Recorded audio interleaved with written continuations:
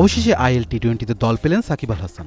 শুরুতে কোনো দল আগ্রহ না দেখালেও অবশেষে আইএল টি-20 নিলামে দল পেলেন সাকিব আল হাসান ও তাসকিন আহমেদ। সাকিবকে ভিত্তিমূল্যে দলে ভেড়েছেন এমআই এমিরেটস, আর তার দ্বিগুণ মূল্যে তাসকিনকে দলে ভেড়াচ্ছেন শারজা ওয়ারিয়র্স।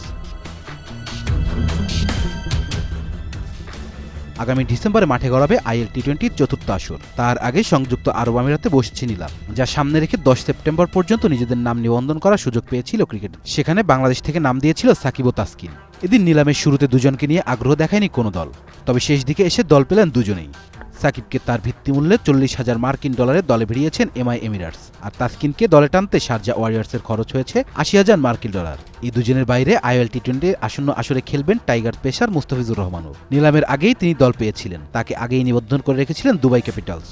নতুন মৌসুমে সংযুক্ত আরব আমিরাতের পরিবর্তে আইএল টি-20 সৌদি আরবে অনুষ্ঠিত হবে।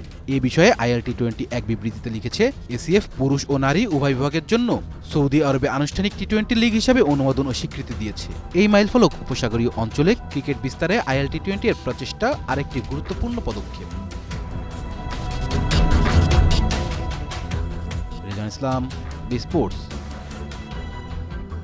Please subscribe our channel to get more information about Cricket World.